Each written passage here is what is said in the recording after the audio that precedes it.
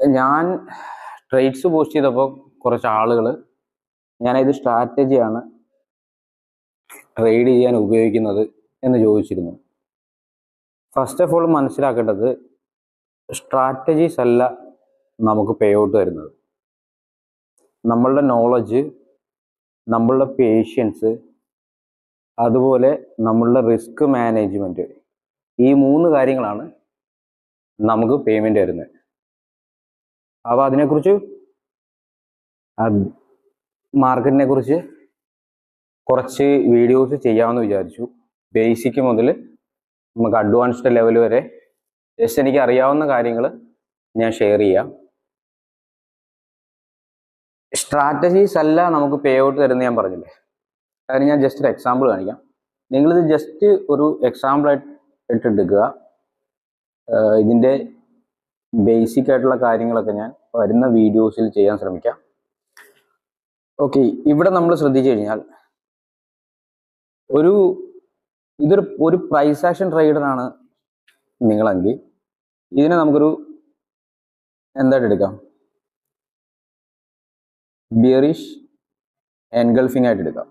ഇതിനെ bearish engulfing ആയിട്ട് എടുത്തിട്ട് നമുക്ക് ഇവിടെ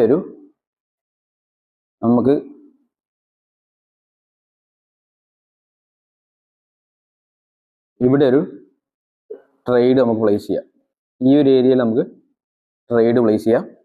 നമുക്ക് ടാർഗറ്റ് നമുക്കൊരു 1:2 എന്നുള്ളൊരു രീതിയിൽ ഇങ്ങനെ വെക്കാം.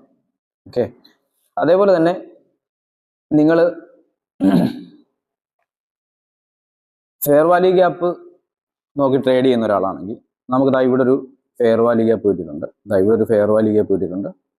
ഈ ഫെയർ വാല്യൂ ഗ്യാപ്പിൽ നമുക്ക് എൻട്രി എടുത്ത് നമുക്ക് ടാർഗറ്റ് എടുക്കാൻ പറ്റും. ഇതൊരു രണ്ടാമത്തെ സ്ട്രാറ്റജിയാണ്.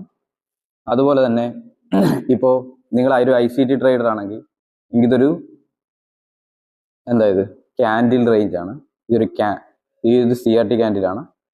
അതിനെ സ്വീപ്പ് ചെയ്തുകൊണ്ട് അങ്ങനെയും നമുക്കിവിടെ ട്രേഡ് എടുക്കാം. അപ്പോൾ നമ്മൾക്ക് സ്ട്രാറ്റജീസ് അല്ല നമുക്ക് പേ ഔട്ട് തരുന്നത്. ഫസ്റ്റ്, ഇപ്പോൾ നമ്മുടെ റിസ്ക് മാനേജ്മെന്റ് ഓരോ സ്ട്രാറ്റജിക്ക് അനുസരിച്ച് വ്യത്യാസം വരും. ഇപ്പോൾ ഞാൻ എടുക്കുന്ന ഒരു റിസ്ക് ആയിരിക്കില്ല മറ്റൊരാൾക്ക് അഫോർഡ് ചെയ്യാൻ പറ്റുക. അതേപോലെ തന്നെ മറ്റൊരാൾക്ക് എടുക്കുന്ന ഒരു ട്രേഡ് എനിക്ക് ചിലപ്പോൾ അഫോർഡ് ചെയ്യാൻ പറ്റിയെന്ന് വരില്ല.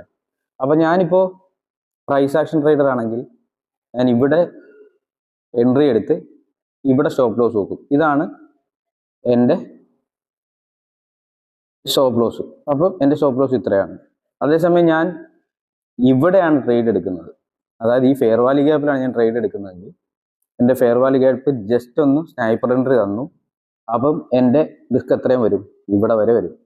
അതായത് ഇത്രയും കൂടുതലായിരിക്കും എൻ്റെ SL. അപ്പോൾ ഓരോ സ്ട്രാറ്റജി അനുസരിച്ച് നമുക്ക് എത്രയാണോ റിസ്ക് നമുക്ക് അഫോർഡ് ചെയ്യാൻ പറ്റുക അതിനനുസരിച്ച് വേണം നമ്മൾ ട്രേഡ് എടുക്കാൻ. അപ്പോൾ ഇങ്ങനെയുള്ള ബേസിക് ആയിട്ടുള്ള കുറേ കാര്യങ്ങൾ അറിഞ്ഞെങ്കിൽ മാത്രമേ, ഞാൻ ആദ്യം തന്നെ പറഞ്ഞല്ലോ, നമുക്ക് പേ ഔട്ട് തരുന്നത് എന്താണ്, നമ്മളുടെ അറിവ്. നമ്മുടെ ട്രേഡ് സക്സസ്ഫുൾ ആക്കുന്നത് 3 ഫാക്ടേഴ്സ് ആണെന്ന് ഞാൻ ആദ്യമേ പറഞ്ഞില്ലേ. ഫസ്റ്റ് വേണമെന്ന് പറഞ്ഞിരുന്നത് എന്താണ്, നമ്മുടെ നോളജ് ആണ്. നോളജ്, നമ്മുടെ പേഷ്യൻസ്, പിന്നെന്താണ്, നമ്മുടെ മണി മാനേജ്മെന്റ്.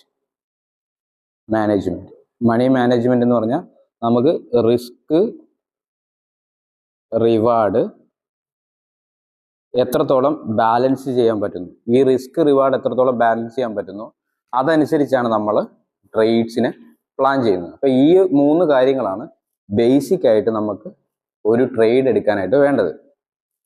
ഈ 3 കാര്യങ്ങളും നമുക്കില്ലെങ്കിൽ മാർക്കറ്റ് തന്നെ നമ്മളെ ഈ 3 കാര്യങ്ങൾ പഠിപ്പിച്ചു തരും.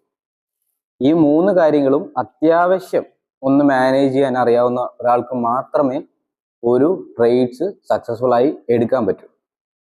അപ്പോൾ നമുക്ക് കൂടുതൽ കാര്യങ്ങൾ അടുത്ത വീഡിയോ നോക്കാം.